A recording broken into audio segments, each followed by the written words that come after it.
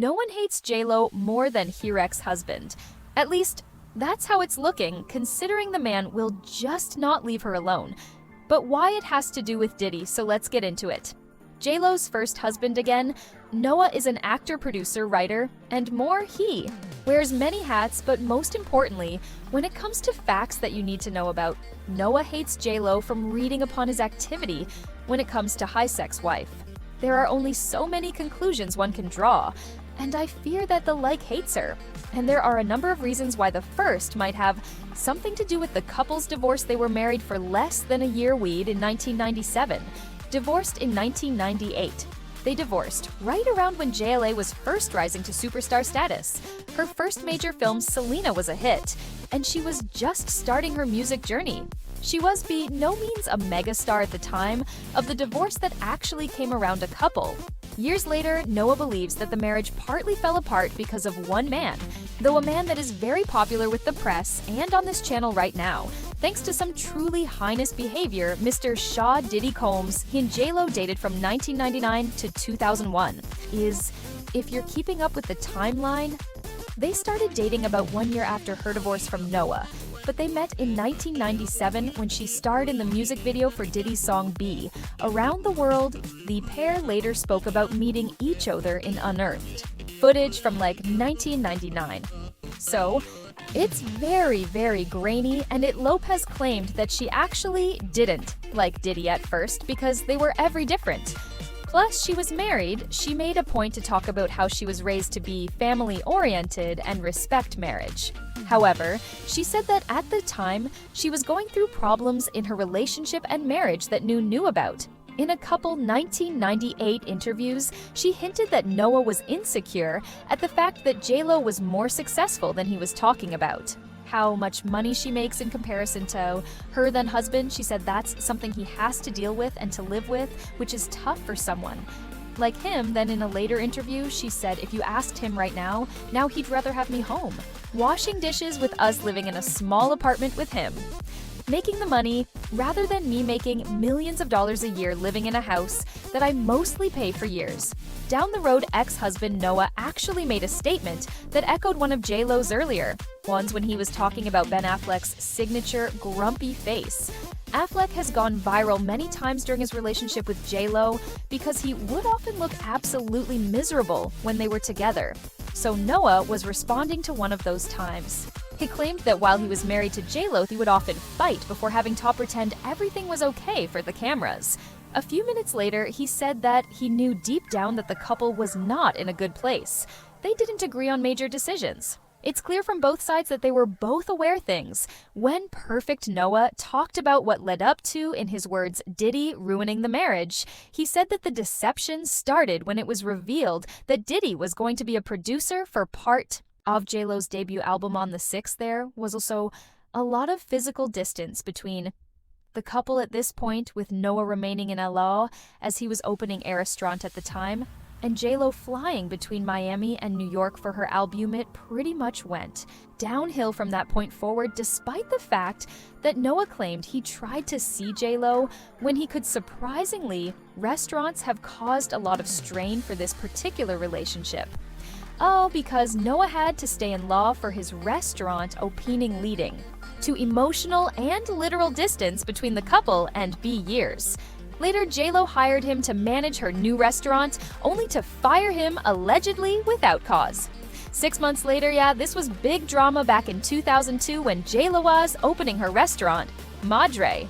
She needed a manager. That manager turned out to be her ex-husband, which admittedly seems like a odd or interesting choice, considering how their future plays out. But at this point, their relationship was pretty solid. Still, Noah alleges that J.Lo told him that she wanted to take care of him because he was family and he wouldn't be fired unless there was a good cause or reason. Seems like a sweet deal. Noah seemingly knew his stuff. He met and married J.Lo when he was a waiter. We covered that. He is opening his own restaurant. Why not manage Joswell? Something went seriously sideways because he only held a position for 6 months. He claims that he had no idea why he was fired and tried to ask J.Lo, but she wouldn't pick up his calls.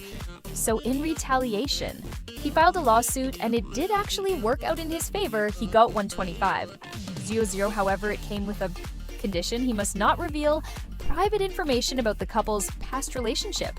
And Annie Noah has said that after his divorce from J.Lo, he just kind of wanted to keep his head down and do his own thing. However, I guess his tune changed a few years later because Head tried to release a book about his relationship with J.Lo. Around 2006, it was going to be called The Unknown Truth. A passionate portrait of a serial thrillerette was allegedly going to accuse her of cheating on him many times. See, the thing about a tell-all book is that it is pretty much exactly the thing that goes against the condition that you don't reveal any private information about your past relationship. J.Lo did take him to court over this book and won 5-45-0-0 and stopped the book from ever getting released. The only reason we know about some alleged writing and cheating accusations is because of the court documents. Annie Noah has claimed that the breakup from J.Lo negatively affected his careers and cost him work. He is kind of right. J.Lo did fire him as manager from the restaurant that she owned. However, he's also referring to his second job, which is acting and the entertainment industry in general. He speculated that J.Lo likely used her connections in the industry to stop him from working with certain people and networks. After they'd split up, he also accused her of further ruining his reputation because she had taken him to court. In a recent interview with the Daily Mail, he metaphorically asked J.Lo, "What did I do to you so that you have taken me to court? Why, if I have not done anything to you, let her tell the truth. Let her tell everything that happened." I mean, she doesn't want to do that. That has been made very, very clear. Technically, he did take her to court first as well over their restaurant thing, and then she took him to court when he violated the court order from the first time that he wouldn't say anything to discredit J.Lo again or share private details about their relationship. What she actually had to take him to court over again when she found out that he was planning to create and release a mockumentary about their marriage. There were rumors that the mockumentary was going to include private home videos of the couple, which again, that is so explicitly in violation of the contract they made.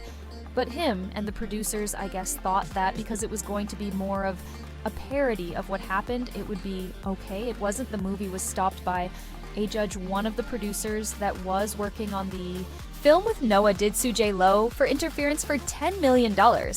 It actually almost went in their favor, but then a judge struck it down. J.Lo then sued for $10 million as well.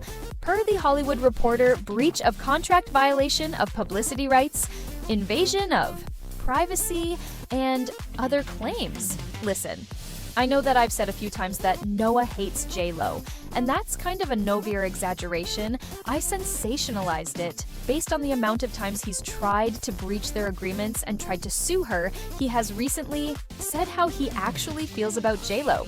He spoke to the Daily Mail right after it was announced that J.Lo and Ben Affleck were getting a divorce, and this is exactly what he said.